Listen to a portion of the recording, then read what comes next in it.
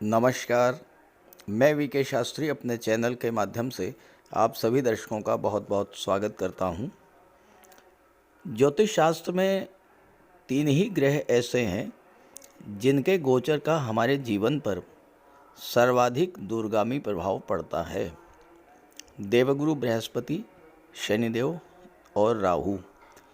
राहु के 2024 के गोचर प्रभाव पर पिछले वीडियो में पर्याप्त चर्चा हो चुकी है।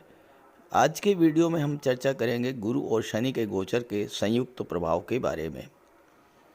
ज्योतिष शास्त्र का एक सिद्धांत है कि गुरु और शनि कुंडली के जिस भाव को संयुक्त रूप से प्रभावित करते हैं वो भाव जागृत हो जाता है और उस भाव के विशेष फल आपको प्राप्त होते हैं।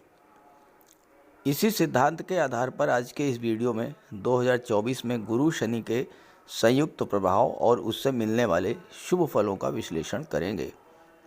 2024 की सबसे विशेष बात यह है कि 6 अप्रैल तक शनिदेव का गोचर अपने परम मित्र राहु के नक्षत्र शतभिषा में है और 6 अप्रैल के बाद गुरु के नक्षत्र पूर्वा भाद्रपद में है और साथ ही साथ गुरु का गोचर भी अपने मित्र ग्रहों सूर्य, चंद्रमा और मंगल के नक्षत्रों कृतिका, रोहिणी और मृगशिरा में रहेगा। और इस तरह गुरु और शनि दोनों ही अपने मित्र नक्षत्रों में गोचर करते हुए आपको विशेष लाभ प्रदान करेंगे।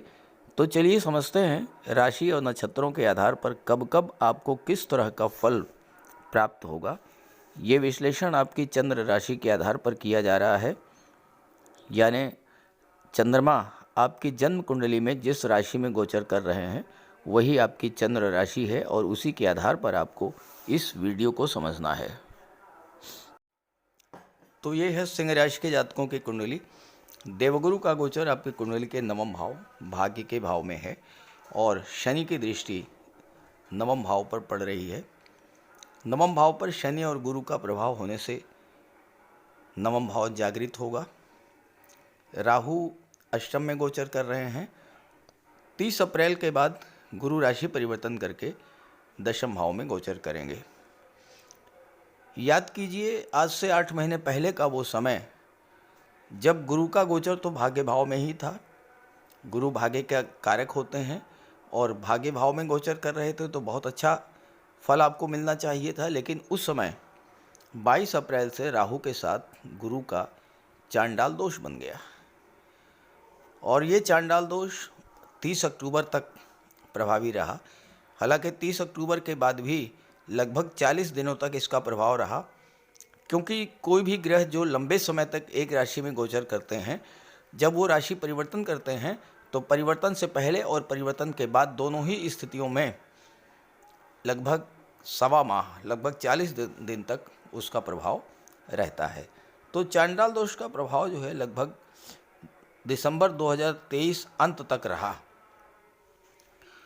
नवम भाव जो है भाग्य का भाव होता है और चांडाल दोष बनने के कारण भाग्य ने आपका साथ नहीं दिया होगा। जीवन में निरंतर उतार चढ़ाव की स्थिति बनी होगी, कभी लाभ तो कभी हानि हुई होगी और ये लाभ या हानि जो भी हुआ होगा वो एकदम से अचानक से हुआ होगा। आप सोच भी नहीं पाए होंगे और आपका नुकसान हो गया होगा। पिता, बॉस, सीनियर से आपके संबंध अचानक से खराब हुए होंगे। कोई छोटी सी घटना घटित हुई होगी और राहु ने उस घटना को बहुत बड़ा तूल दे दिया होगा और इसका बहुत बड़ा नुकसान आपको झेलना पड़ा होगा। इतना ज़्यादा आप चांडाल दोष से पीड़ित हुए होंगे कि आपकी धर्म कर्म में रुचि हट गई होगी, ईश्वर में आस्था समाप्त हो गई होगी।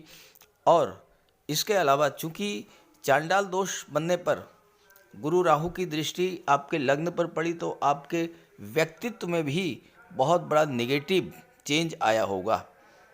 आपकी सोच नकारात्मक हो गई होगी।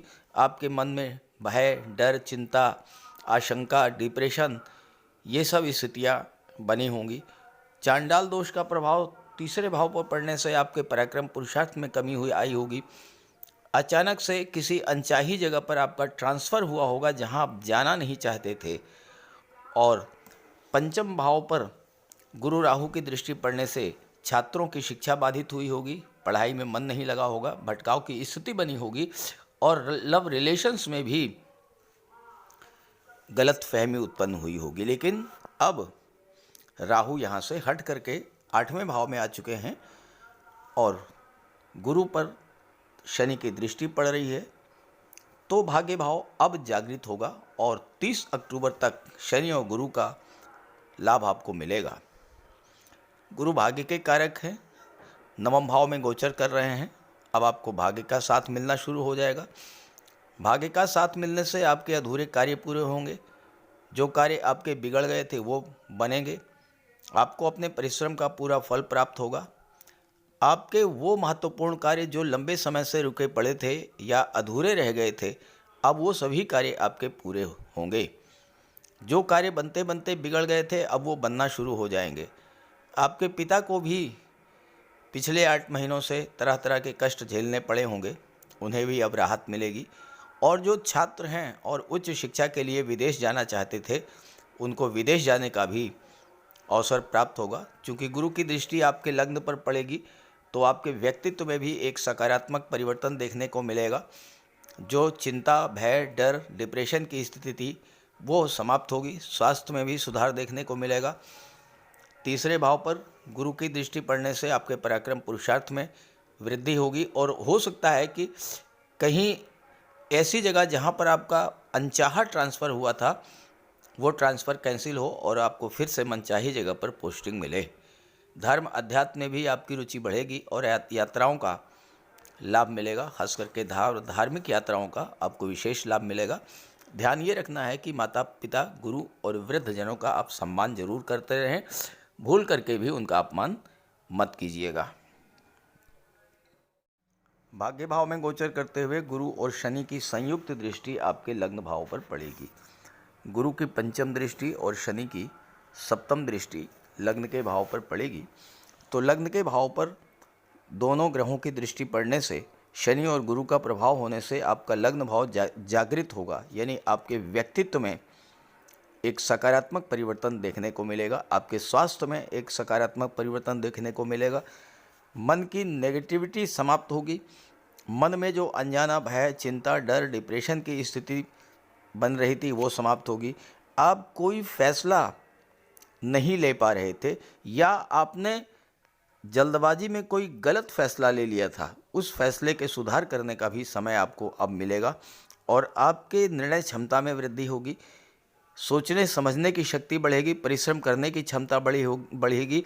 और चूंकि शनि कर्म के कारक होते हैं और लाभ के कारक होते हैं, तो इस समय आप जो एफर्ट करेंगे, जो परिश्रम करेंगे, उसका आपको लाभ भी प्राप्त होगा। 30 अप्रैल को देवगुरु राशि परिवर्तन करके 10वें भाव में गोचर करेंगे और शनि गुरु के नक्षत्र पूर्वा भाद्रपद में गोचर करेंगे। गुरु की 7म दृष्टि 4थे भाव पर, शनि की 8म दृष्टि 4थे भाव पर और महत्वपूर्ण यह है कि राहु की 9वीं दृष्टि भी 4थे भाव पर पड़ेगी 30 अप्रैल के बाद। तो 30 अप्रैल के बाद आपकी कुंडली का 4था भाव पूरी तरह से जागृत होगा। 4था भाव जो होता है वो भूमि, भवन, प्रॉपर्टी का होता है। आपके मन में बहुत दिनों से इच्छा थी कि आपका कोई मकान हो, आप अपना मकान बनवाना चाह रहे थे, लेकिन प्रयास करने के बाद भी आपका मकान नहीं बन पा रहा था। किसी न किसी तरह की कोई न कोई बाधा उत्पन्न हो रही थी या आर्थिक संकट के कारण आप अपने मकान को नहीं बना पा रहे थे। अब राहु शनि दोनों मिल करके आपका ये सपना हर हाल में पूरा करेंगे, क्योंकि राहु की दृष्टि जिस भाव पर पड़ती है उस भाव की चीज़ों को प्राप्त करने की आपकी इच्छा कई गुना बलवती हो जाती है। राहु उस भाव के प्रति आपका लगाव बहुत ज़्यादा बढ़ा देते हैं और शनि चूँकि गुरु के रूप के साथ हैं, गुरु की नक्षत्र में हैं, तो शनि भी आपके लिए शुभ होंगे, शुभ फल प्रदान करेंगे। तो इस समय आपको भूमि, भवन, वाहन का लाभ मिलने का पूरा योग बनेंगे। 30 अप्रैल के बाद आपकी प्लाट की, मकान की, भूमि की, भवन की, वाहन की जो इच्छा थी वो पूरी होने का पूरा योग है। दूसरी बात, शनि और राहु की दृष्टि 4थे भाव पर पड़ेगी। 4था भाव मातृभूमि का होता है, लेकिन शनि और राहु ऐसे ग्रह हैं जो मातृभूमि से आपकी दूरी बना देते हैं। तो इस समय अगर आपकी विदेश जाने की इच्छा थी या आप घर से दूर किसी दूसरे शहर में, किसी दूसरे राज्य में जा कर के आप अपना व्यापार व्यवसाय शुरू करना चाहते थे, नौकरी करना चाहते थे, तो ये समय आपके लिए विशेष फलदायी होगा। आपकी भाग्योन्नति विदेश में जाकर के ही होगी। आप विदेश जाकर के यानी अपने मातृभूमि से दूर जाकर के इस समय बहुत बड़ा लाभ प्राप्त करेंगे। और अगर आप पहले से ही विदेश में हैं तो विदेश में आप अपना मकान बना सकते हैं, प्लाट खरीद सकते हैं, वहाँ पर आप परमानेंट रूप से सेटल होने का भी आपके लिए 30 अप्रैल के बाद योग पूरी तरह से बनेगा। शनि राजनीति के कारक होते हैं, सूर्य राजनीति के कारक होते हैं, गुरु राजनीति के कारक होते हैं। पॉलिटिकल क्षेत्र में आपके जीवन में जो उठापटक की स्थिति बनी हुई थी वो भी समाप्त होगी 30 अप्रैल के बाद। अस्थायित्व तो आएगा आपके राजनीतिक जीवन में और आपको कोई उच्च पद या उच्च स्तर की सफलता भी इस गोचर काल में मिल सकती है। और अगर आप शासन प्रशासन में हैं, उच्च पदों पर हैं या न्यायिक सेवा, विदेश सेवा में हैं, तो उसके लिए भी आप गुरु चूँकि दशम भाव में गोचर कर रहे हैं तो उस क्षेत्र में भी आपके लिए सफलता का बहुत अच्छा योग बन रहा है। तो इस गोचर का लाभ उठाएं, गुरु शनि के संयुक्त फल को प्राप्त करें। और अगर आपकी जन्म कुंडली में, आपके जीवन में गुरु शनि या राहु की महादशा, अंतर्दशा, प्रत्यंतर दशा गतिमान हो तो उपाय अवश्य कर लें। उपायों पर एक वीडियो बना दिया है, लिंक दे रहा हूँ, देख लीजिएगा। नमस्कार।